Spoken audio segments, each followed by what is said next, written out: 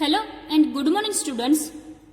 તો આપણે હવે આજે જોવાનું છે યુનિટ 3 એ, જેનું નામ છે compounds having reactive methylene group.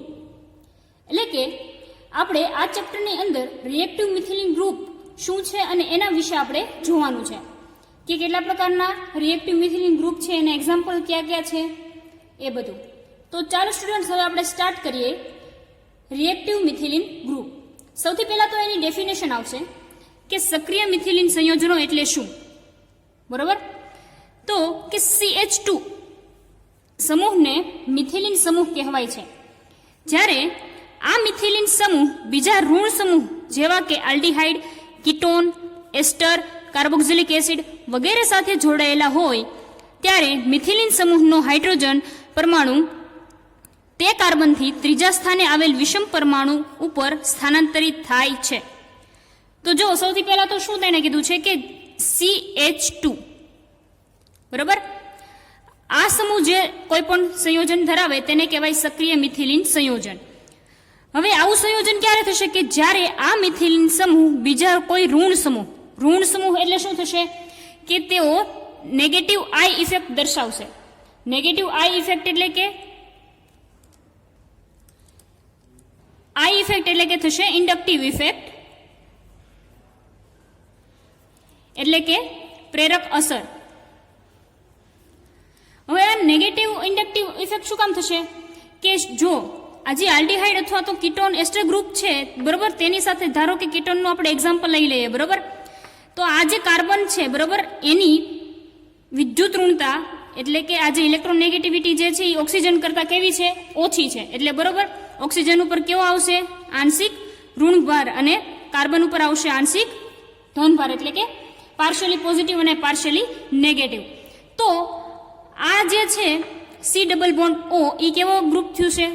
Negative group. એવી જ રીતે કાર્બોક્સિલિક એસિડ, આલ્ડીહાઇડ અને એસ્ટર ગ્રુપ.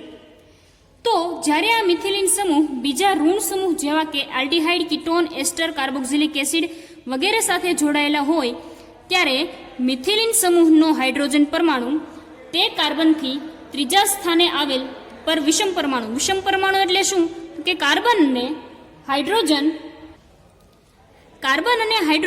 સિવાયના જો કોઈ પણ સ્ટ્રક્ચરની અંદર આવા એલિમેન્ટ આવેલા હોય, ધારો કે ઓક્સિજન છે, નાઇટ્રોજન છે, સલ્ફર છે, તો આ જે પરમાણુ છે એને શું કહેવાય? વિષમ પરમાણુ. બરોબર? કે કાર્બન અને હાઇડ્રોજન સિવાય પણ તેની અંદર આવા જુદા જુદા એલિમેન્ટ્સ આવેલા છે. વિષમ પરમાણુ ઉપર સ્થાનાંતરિત થાય છે. હવે આપણે એક્ઝામ્પલ સાથે જોઈએ કે ધારો કે આ એક જે છે એ રિએક્ટિવ મિથિલિન ગ્રુપ છે. બરોબર? જો અહીંયા CH2 C+O કીટોન લીધેલો છે. બરોબર? તો હવે આ જે હાઇડ્રોજન છે અહીંયાથી એ ક્યાં ટ્રાન્સફર થશે કે આ જે વિષમ પરમાણુ આવેલો છે, આ કાર્બન છે, બરોબર, એની સાથે વિષમ પરમાણુ શું જોડાયેલો છે? ઓક્સિજન. તો આ હાઇડ્રોજન આ ઓક્સિજન પાસે સ્થાનાંતરિત થશે. બરોબર? એટલે કે એક પ્રકારની આ ટોટોમેરિઝમ જ છે કે રિએક્ટિવ મિથિલિન ગ્રુપ છે એની સાથે જે કાર્બન આવેલો હોય, બરોબર, એ હાઇડ્રોજન જો CH2 C+O. બરોબર? હવે આ જે છે હાઇડ્રોજન, એક હાઇડ્રોજન એમાં આ રીતે હશે અને એક હાઇડ્રોજન આ રીતે હશે. બરોબર? અહીંથી આપણે આ H2 કાઢી નાખીએ તો આ રીતે હાઇડ્રોજન આવેલા હશે. આ રિએક્ટિવ મિથિલિન ગ્રુપ છે, બરોબર, એમાંથી એક હાઇડ્રોજન જે છે તે કાર્બનથી ત્રીજા સ્થાન ઉપર આવેલ વિષમ પરમાણુ. હવે આ પહેલો કાર્બન છે, આ બીજો કાર્બન છે, અને આ ત્રીજો ઓક્સિજન છે. બરોબર? આ શું છે? વિષમ પરમાણુ છે. તો વિષમ પરમાણુ ઉપર આ હાઇડ્રોજન સ્થાનાંતરિત થશે, એટલે કે આ હાઇડ્રોજન જે છે એ ક્યાં થઈ જશે? OH, એટલે કે અહીંયા આવી જશે. જો ફરી એક વાર CH, બરોબર, અહીંયા આવશે કાર્બન, એની સાથે જોડાયેલો છે ઓક્સિજન. હવે શું કરવાનું છે કે આ જે રિએક્ટિવ મિથિલિન ગ્રુપ છે આ, બરોબર, એમાંનો એક હાઇડ્રોજન જે છે આ પહેલું સ્થાન, બીજું અને આ ત્રીજું સ્થાન, આ હાઇડ્રોજન તે કાર્બનથી ત્રીજા સ્થાન એટલે કે 1, 2 અને 3 ત્રીજી પોઝિશન ઉપર આવેલો વિષમ પરમાણુ ઉપર સ્થાનાંતરિત થશે. કઈ જગ્યાએ વહી આવશે? અહીંયા. બરોબર? એટલે અહીંયા શું થઈ જશે? OH, અને આ હાઇડ્રોજન બોન્ડ જે છે એ અહીંયા ટ્રાન્સફર થઈ જશે, એટલે અહીંયા આવશે OH. જો આ જે સ્ટ્રક્ચર છે એ એનું છે. ફરી એકવાર આપણે જોઈ લઈએ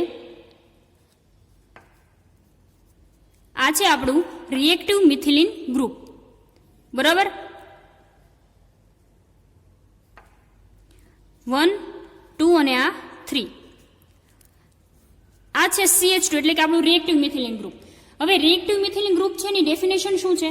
તો કે જે રિએક્ટિવ મિથિલિન ગ્રુપ છે એમાંનો હાઇડ્રોજન એટલે કે આ હાઇડ્રોજન અથવા તો આ હાઇડ્રોજન તે સ્થાનથી ત્રીજા સ્થાન ઉપર જે વિષમ પરમાણુ એટલે કે હેટ્રોસાયક્લિક એટમ જે આવેલો હશે તે.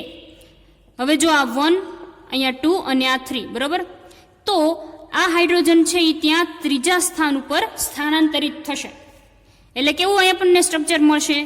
C, અહીંયા H એઝ ઇટ ઇઝ, અહીંયા બોન્ડ, પછી અહીંયા જે છે એઝ ઇટ ઇઝ રાખીએ આપણે હમણાં, અને આ હાઇડ્રોજન જે છે અહીંયા ટ્રાન્સફર થઈ જશે એટલે અહીંયા શું આવી જશે? OH, બરાબર. અને અહીંયા જે કાર્બનની 4 વેલેન્સી છે એ ઘટે છે એટલે એની સેટિસ્ફાઈડ થવા માટે આ જે ડબલ બોન્ડ છે એ અહીંયા ટ્રાન્સફર થઈ જશે એટલે અહીંયા આવી જશે આ રીતે. એટલે આ તમે જે જો છો ટોટોમેરિઝમ એ જ પ્રકારની એક છે. આ રીતે કીટોમાંથી ઇનોલ ફોર્મમાં જે છે એ કન્વર્ટ થાય છે. આ પ્રકારના પરિવર્તનને ચલ સમાયુ એટલે કે ચલ રૂપકતા ટોટોમેરિઝમ કહેવાય છે, કે કીટો ફોર્મ જે છે અહીંયા C ડબલ બોન્ડ O એનું ઇનોલ ફોર્મમાં કન્વર્ઝન થાય છે. આ પ્રકારના ટોટોમેરિઝમ દર્શાવતા મિથિલિન સમૂહને રિએક્ટિવ મિથિલિન ગ્રુપ, સક્રિય મિથિલિન સમૂહ કહે છે. જો અહીંયા છે સક્રિય મિથિલિન સમૂહ, બરાબર. આ જે સ્ટ્રક્ચર આપેલું છે એની અંદર તમને આ એરા દ્વારા બતાવવામાં આવ્યું છે કે આ સક્રિય મિથિલિન સમૂહ છે, બરાબર. એ સક્રિય મિથિલિન સમૂહ શું કામ થશે? તો કે એની પાસે 2 નેગેટિવ ગ્રુપ આવેલા છે. કીટોન જે છે એ કેવું છે? ઋણ સમૂહ છે, બરાબર. કઈ રીતે? તો કે ઇન્ડક્ટિવ ઇફેક્ટ જે છે એના લીધે આપણે એને ઋણ સમૂહ કહી શકીએ છીએ. તો આ પ્રકારના મિથિલિન સમૂહની બંને બાજુએ ઋણ સમૂહ જોડાયેલો હોય તો તેનો હાઇડ્રોજન પરમાણુ વધારે સક્રિય બને છે. હવે જો આ કીટોન અને આ કીટોન અહીંયા જે મિથિલિન ગ્રુપ છે એમાં જે હાઇડ્રોજન હોય એ કેવો? વધારે એક્ટિવ બને છે. એટલે કે હાઇડ્રોજન પરમાણુનું સ્થાનાંતર સહેલાઈથી થાય છે. એટલે કે જ્યારે તેની પાસે 2 અથવા 2 કરતાં વધારે નેગેટિવ ગ્રુપ જોડાયેલા હોય ત્યારે આ મિથિલિન સમૂહ જે છે રિએક્ટિવ મિથિલિન ગ્રુપ તેમાં રહેલા હાઇડ્રોજનનું સ્થાનાંતર ટ્રાન્સફર ઇઝીલી થઈ શકે છે. આ પ્રકારના સક્રિય મિથિલિન સમૂહ ધરાવતા સંયોજનોને સક્રિય મિથિલિન સંયોજનો કહેવાય છે. સક્રિય મિથિલિન સમૂહનો હાઇડ્રોજન સહેલાઈથી મુક્ત થતો હોવાથી આવા સંયોજનો એસિડિક ગુણધર્મ દર્શાવે છે. તેમજ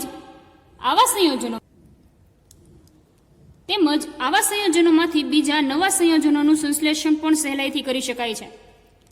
મિથિલિન રિએક્ટિવ મિથિલિન ગ્રુપ એટલે શું? હવે તો બધાને ખ્યાલ આવી ગયો હશે. ફરી એકવાર સમજી લઈએ કે રિએક્ટિવ મિથિલિન ગ્રુપ એટલે કે આ CH2 સમૂહને રિએક્ટિવ મિથિલિન ગ્રુપ કહેવાય, બરાબર. હવે આજે હાઇડ્રોજન જે છે એ પોતાના સ્થાનથી ત્રીજા સ્થાન ઉપર આવેલો એટલે કે 1, 2 અને આ 3 ત્રીજા સ્થાન ઉપર આવેલ વિષમ પરમાણુ એટલે કે હેટ્રો એટમ ઉપર સ્થાનાંતરિત થશે એટલે કે અહીંયા. તો આપણને સ્ટ્રક્ચર શું મળશે? આ રીતનું મળે, બરાબર. આ શું થયું? એક પ્રકારનું ચલરૂપકતા જ થઈ, બરાબર. હવે જ્યારે જે રિએક્ટિવ મિથિલિન ગ્રુપ છે તેની આ બંને બાજુ જો નેગેટિવ ગ્રુપ આવેલા હોય તો આ હાઇડ્રોજન જે છે પરમાણુનું સ્થાનાંતર ઇઝીલી થઈ જશે, બરાબર.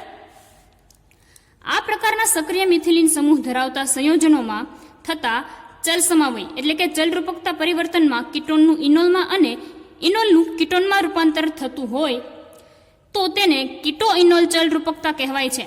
તમને લોકોને ખ્યાલ હોય તો આપણે યુરિક એસિડમાં પણ કીટોનું ઇનોલ ફોર્મ અને ઇનોલનું કીટો ફોર્મમાં આપણે એનું ટોટોમેરિઝમ જોઈ. આ એ જ કહે છે કે રિએક્ટિવ મિથિલિન ગ્રુપ ધરાવતા જે સંયોજનો હોય તેમાં કીટોનનું ઇનોલમાં અને ઇનોલનું કીટોનમાં રૂપાંતર થાય તો તેને કીટો ઇનોલ ચલરૂપકતા કહેવાય છે. હવે આપણે અહીંયા જોઈએ એક્ઝામ્પલ રિએક્ટિવ મિથિલિન ગ્રુપના. ફર્સ્ટ એક્ઝામ્પલ છે બીટા ડાયકીટોન. અહીંયા નામમાં જ છે એનું કીટોન અને ડાયકીટોન એટલે કે 2 તેની અંદર કીટોન ગ્રુપ આવેલા હશે, બરોબર.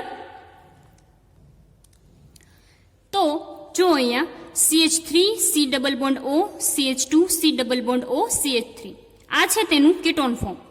હવે આ જે રિએક્ટિવ મિથિલિન ગ્રુપ છે તેનો હાઇડ્રોજન ઇઝીલી ટ્રાન્સફર થશે. શું કામ? તો કે તેની બંને બાજુ કીટોન ગ્રુપ આવેલું છે, બરોબર, એટલા માટે. તો એક હાઇડ્રોજન જે છે એ અહીંયા ટ્રાન્સફર થઈ જશે અને આ ડબલ બોન્ડ અહીંયા આવી જશે. એટલે જો અહીંયા તમને બતાવેલું છે એ પ્રમાણે CH3 C double bond CH C double bond O CH, અને આ જે ઓક્સિજનની સાથે હાઇડ્રોજન આવી જશે એટલે અહીંયા થઈ જશે OH, ઇનોલ ફોર્મ. નેક્સ્ટ એક્ઝામ્પલ છે એ છે બીટા કીટો એસ્ટર, કે જેને એસિટિક એસ્ટર અથવા તો ઇથાઇલ એસિટો એસિટેટ તરીકે ઓળખવામાં આવે છે. CH3 C double bond O CH2 C double bond O OC2H5, એટલે કે અહીંયા જો ડબલ બોન્ડ O છે એટલે શું છે? આ કીટોન ફોર્મ છે. હવે આ કીટોન ફોર્મ છે એટલે આપણે ઉપર જોયું જ પ્રમાણે આમાંથી એક હાઇડ્રોજન જે છે એના ત્રીજા સ્થાન ઉપર આવેલા હેટ્રો એટમ ઉપર ટ્રાન્સફર થશે. એટલે આ હાઇડ્રોજન અહીંયા ઓક્સિજનની પાસે આવી જશે આ રીતે, અને અહીંયા જે એની વેલેન્સી ઘટે છે ત્યાં ડબલ બોન્ડ આવી જશે. એટલે જો અહીંયા CH3 C double bond CH, C ની સાથે અહીંયા OH C double bond O OC2H5, જે છે ઇનોલ ફોર્મ. નેક્સ્ટ એક્ઝામ્પલ છે એ છે બીટા ડાઈ કાર્બોક્સિલિક એસ્ટર, એટલે કે મેલોનિક એસ્ટર. તમારે આ યુનિટની અંદર ઇથાઇલ એસિટો એસિટેટ અને મેલોનિક એસ્ટર જે છે તેનું સિન્થેસિસ અને તેની એપ્લિકેશન જોવાની છે. તો જોઈએ અહીંયા પણ બીટા ડાઈ કાર્બોક્સિલિક એસ્ટર છે એટલે બરોબર અહીંયા કીટોન ગ્રુપ આવેલો છે, એનું ઇનોલ ફોર્મમાં કન્વર્ઝન થઈ જશે. આ હાઇડ્રોજન જે છે એ ટ્રાન્સફર અહીંયા પણ તમે કરી શકો છો અથવા તો અહીંયા પણ કરી શકો છો, બરોબર. એવું નથી કમ્પલસરી કે આ સાઈડ જ થાય, આ બાજુ પણ તમે કરી શકો છો, બરોબર. તો આ થયું એનું કીટોન ફોર્મ અને આ થશે એનું ઇનોલ ફોર્મ. સક્રિય મિથિલિન સંયોજનોના સક્રિય મિથિલિન સમૂહ એટલા બધા એસિડિક છે કે તેની આલ્કોહોલિક સોડિયમ ધાતુ સાથે રિએક્શન કરતા તેને અનુરૂપ સોલ્ટ મળે છે. એટલે કે આ જે રિએક્ટિવ મિથિલિન ગ્રુપ જે છે એ બધા કેવા હશે? એસિડિક હશે, બરોબર. શું કામ? તો કે એની અંદરથી હાઇડ્રોજન જે છે એ ઇઝીલી રિમૂવ થઈ શકે છે. એટલે કે આવા સંયોજનો છે એ એસિડિક ગુણધર્મ દર્શાવે. તો એસિડિક ગુણધર્મ દર્શાવે એટલા માટે તેની આલ્કોહોલિક સોડિયમ ધાતુ સાથે રિએક્શન કરતા આપણને એને અનુરૂપ સોલ્ટ મળે છે. એ જે સોલ્ટ મળે છે એનો ઉપયોગ આપણે શું કરવાનું છે? તો કે બીજા સંયોજનોના સિન્થેસિસમાં આપણે એ સોલ્ટ જે છે એનો યુઝ કરવાનો છે. તો સ્ટુડન્ટ્સ, આજના આ લેક્ચરમાં આપણે જોયું સક્રિય મિથિલિન સંયોજનો કોને કહેવાય અને સક્રિય મિથિલિન સંયોજનોના એક્ઝામ્પલ. નેક્સ્ટ લેક્ચરમાં હવે આપણે જોશું synthesis of malonic ester. Thank you.